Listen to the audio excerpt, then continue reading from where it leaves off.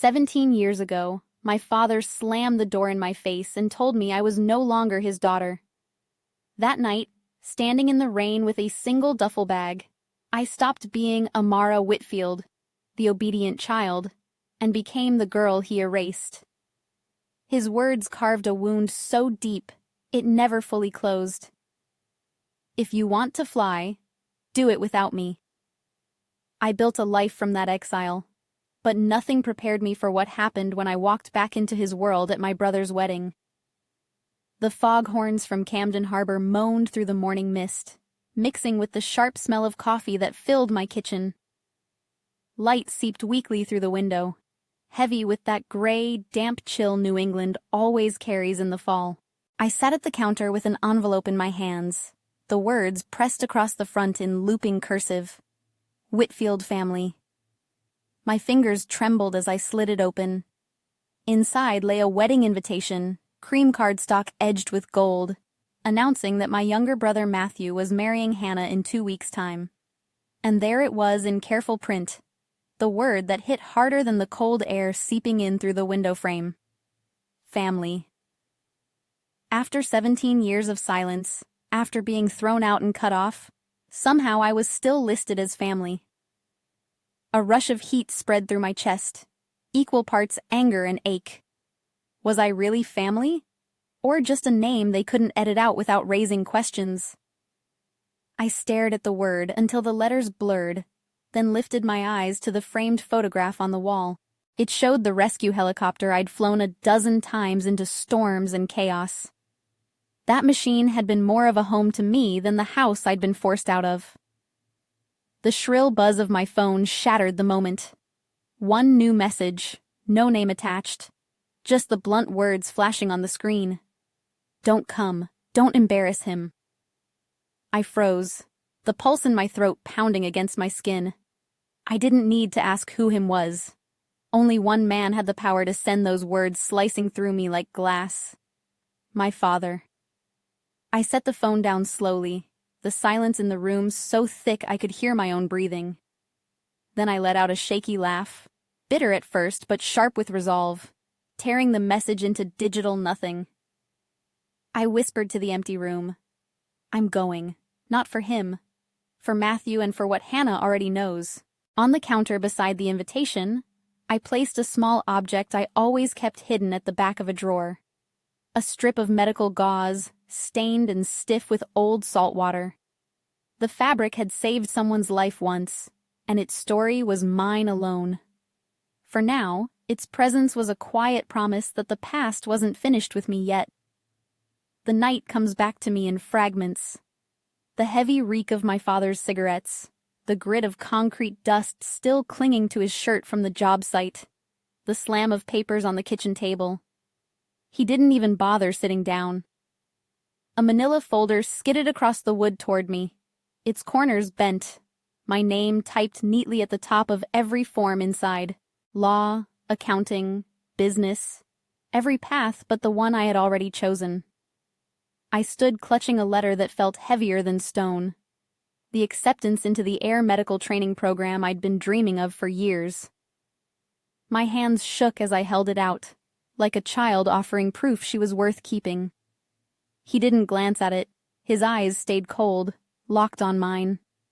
This house isn't raising a sky taxi driver, he said flatly, voice laced with disdain. I swallowed hard, heart pounding in my ears.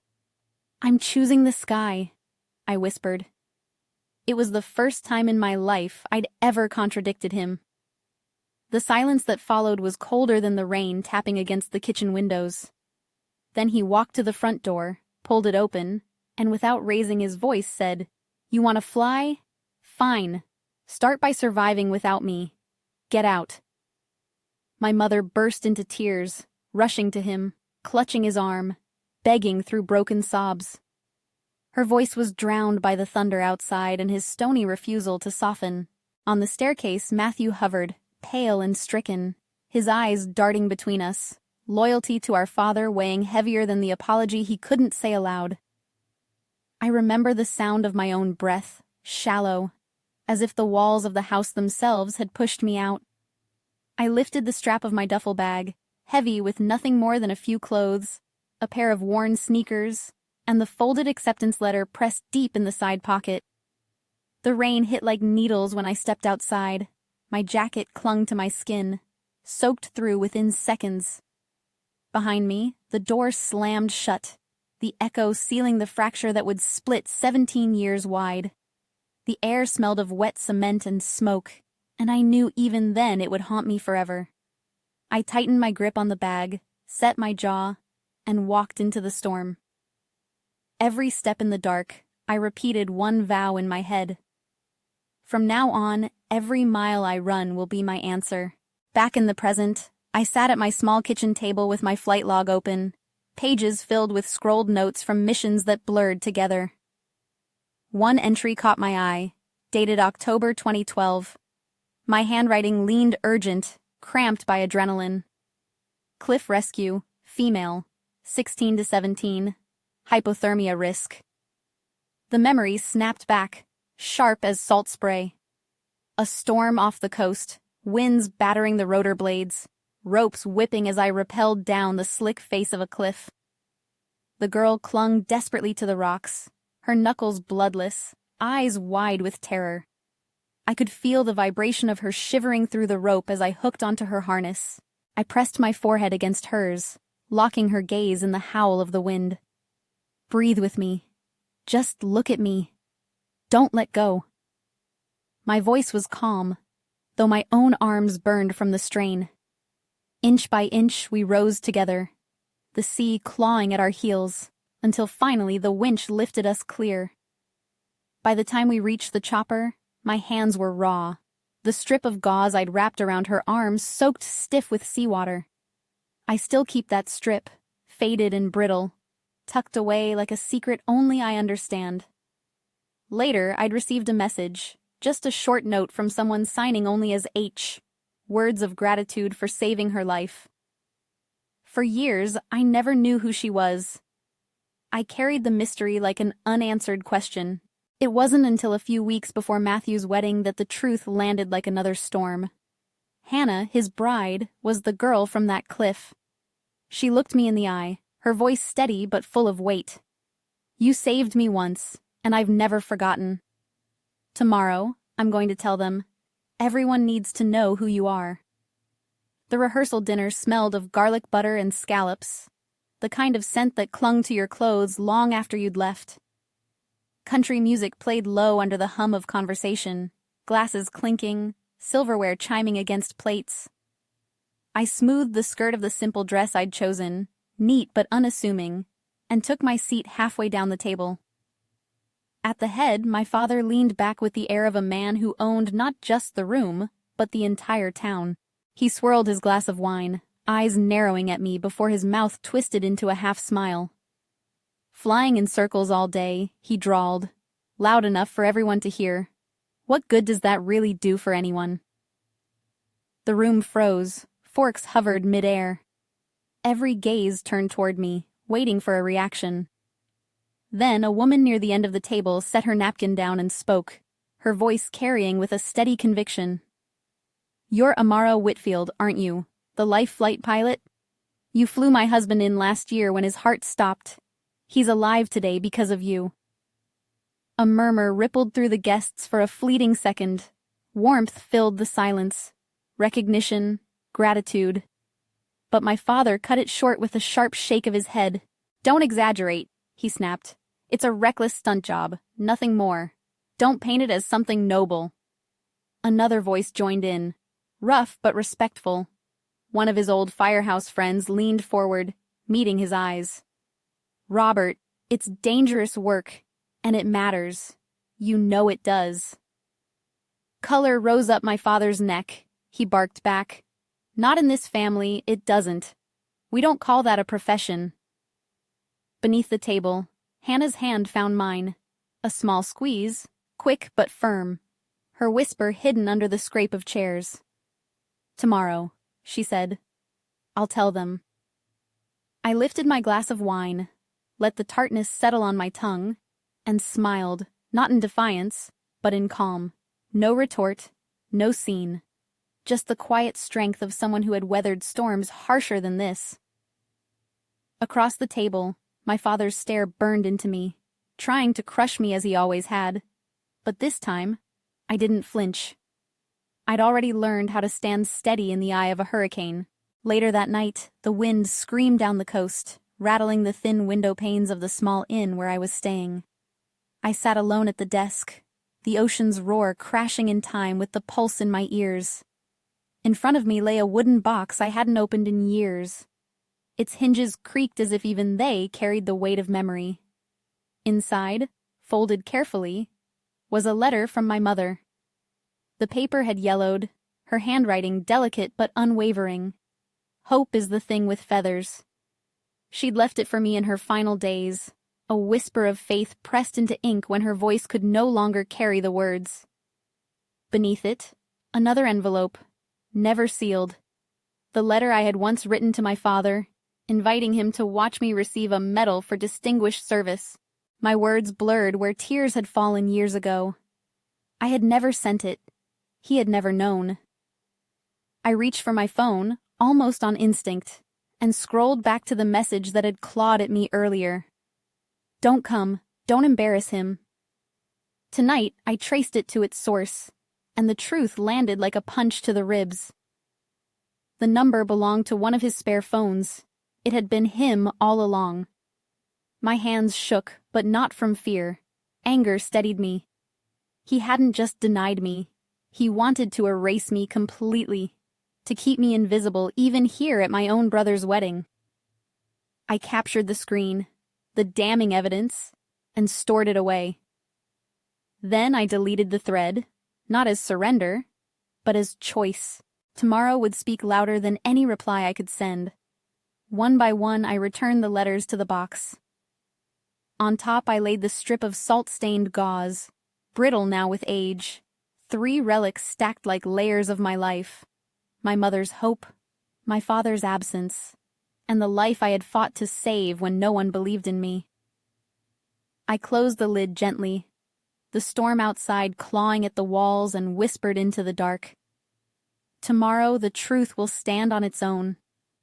The old boathouse had been transformed with strings of golden lights and white blooms tucked into every corner, but the smell of salt water still clung to the beams. Waves slapped against the pilings below, the wind outside rising with the kind of restless energy that warned of a storm moving in. Guests laughed, glasses clinked, and for a moment the celebration carried on as if nothing dark hovered on the horizon. Then my father rose, wineglass in hand, his voice cutting through the music like a blade. Some people think flying in circles all day counts as serving the community, he said, letting the pause stretch. To me, it's nothing but showing off. The room stilled. Eyes flicked toward me, curious, unsettled. From across the tables, a woman stood, her voice trembling but fierce. That's not true. She flew my husband to the hospital when his heart gave out. If not for her, he wouldn't be alive tonight. Murmurs spread, heads nodding, the tide of opinion shifting. My father's jaw tightened. Coincidence? He snapped. Don't make her into something she's not. His tone faltered, though the first crack in his certainty. Just then, my phone buzzed in my pocket. I slid it open under the table. An emergency alert from the weather center. High winds, widespread outages expected. A storm was coming. I silenced it and slipped the phone away, steadying my breath. At the center of the dance floor, Hannah stepped forward, a microphone trembling in her hands. Her eyes swept the room before landing on me. Before we dance, she said softly, I need to tell you something. The chatter died instantly. The entire hall fell into silence. The band stopped mid-note. Only the wind outside and the restless surf filled the pause. Hannah, radiant in lace, drew a breath deep enough to steady her shaking shoulders, then looked straight at me. 10 years ago, she began, her voice clear, though her hands clutched the mic. I was stranded on a cliff in a storm. I thought I was going to die. Then a young woman lowered herself down on a rope, pressed her forehead to mine, and told me, "Breathe with me. Look at me. That woman is my sister-in-law tonight." Gasps rippled through the room, the stillness held like a held breath. Hannah's voice grew stronger. Because of her, I lived. Because of her, I learned what courage looks like. That's why we started the Coast and Sky Fund, 23 training programs for rescue teams across Maine, all built on her call sign. The back doors opened, and suddenly, uniformed rescuers stood tall among the guests. One by one, they bowed their heads toward me. Matthew stepped forward, his voice carrying over the roar of applause beginning to rise. "I asked Hannah to trace the records until she found you. You've always been my sister. This is your family too, if you want it." Chairs scraped back as people rose to their feet. Thunderous clapping rolled like the ocean outside. Through the blur of faces and the shimmer of light, I saw only my father, rigid in his chair, knuckles white against the table's edge. I stood slowly, lifted my glass, and inclined my head. A simple nod. The ovation crashed around me like waves, but he stayed seated, alone in the eye of it. The night pressed in heavy, the wind howling off the bay, rattling the old boathouse walls. Strings of golden lights swung wildly overhead, the crash of waves pounding against the pilings like drums. Laughter still rang through the crowd when suddenly the room went black. A pop, then silence, broken only by startled gasps. Panic spread fast. Children cried. Voices rose. The storm outside shrieked through the cracks. Phone screens flicked on, scattering shards of light across anxious faces. Then a scream cut through it all, sharp and terrified. A man had collapsed by the head table, his body crumpling against the floor. I rushed forward, heart hammering in the pale glow. I saw who it was. My father's oldest friend. I dropped to my knees, fingers at his neck. His pulse was faint, then gone. "Clear the space," I shouted, my voice slicing through the chaos. "I need light here." My father loomed over me, frozen, blocking the beam of a phone. For a split second, we locked eyes, his wide with shock. "You're in my way," I barked, "Step back." And for the first time in 17 years, he obeyed. Training surged through me, hands interlocked. I drove compressions into his chest. "You get the AED, you mouth to mouth with me now." A nurse in the crowd dropped beside me, following my lead. The air was thick with salt and sweat, the acrid smell of fear. Each push rattled my arms, each breath a gamble against the dark. The man's chest rose under the strobe of cell phone beams, the rhythm of my compressions matching the relentless pound of the sea. Minutes stretched, brutal and endless until flashing red lights broke through the storm outside. Paramedics burst in, sliding a stretcher across the wet floor. Even as they loaded him, I stayed pressing down, blood and sweat streaking my sleeves. Then suddenly his body jerked. A cough, a gasp. Life clawed its way back. The hall was silent, breath held in unison until a single clap started. Then another.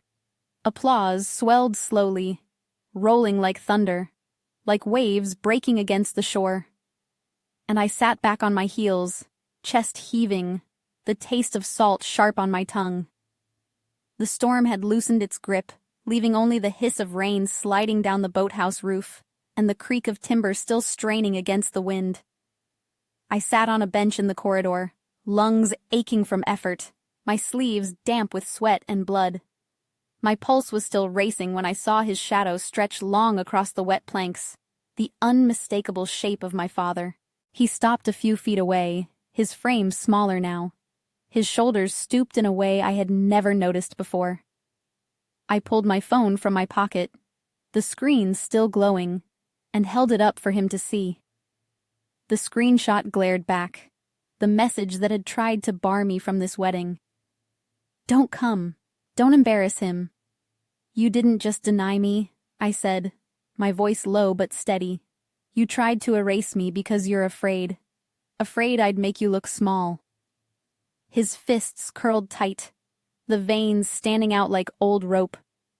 For a moment, I thought he'd explode, but instead, his eyes flickered, wet and trembling.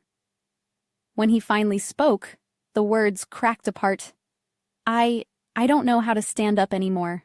Behind us, footsteps, Matthew appeared, his face pale, caught between us. This isn't about who was right 17 years ago, he said firmly. It's about who we decide to be tomorrow morning. Hannah emerged from the doorway, pressing a microphone into my hand. Say something, she whispered. The students are here. They're listening. I turned back toward the hall, toward rows of young faces still wide-eyed from the storm. I drew a breath and let the words come. If someone throws you out the door, I said slowly, remember, doors aren't just for leaving. They're also for coming back once you've built your own wings. A ripple of applause broke, high-pitched claps from the children first, then deeper, heavier hands joining in. A few adults wiped their eyes. I looked back at my father. He said nothing, but for the first time his eyes lowered, not in contempt, but in surrender. The sky was a pale wash of silver when the rotors began to turn, scattering gulls into the air with their shrill cries. I lifted the life flight helicopter smoothly off the pad, the bay still draped in morning fog that peeled back in slow ribbons as the sun crept higher. Beneath me, Rockport shrank to a scatter of rooftops, the dock stretching out like the bones of an old hand. The pier where my father had so often stood, commanding the harbor like it belonged to him, was now just a speck dissolving into the horizon. The vibration of the controls steadied me, a rhythm I'd trusted for years.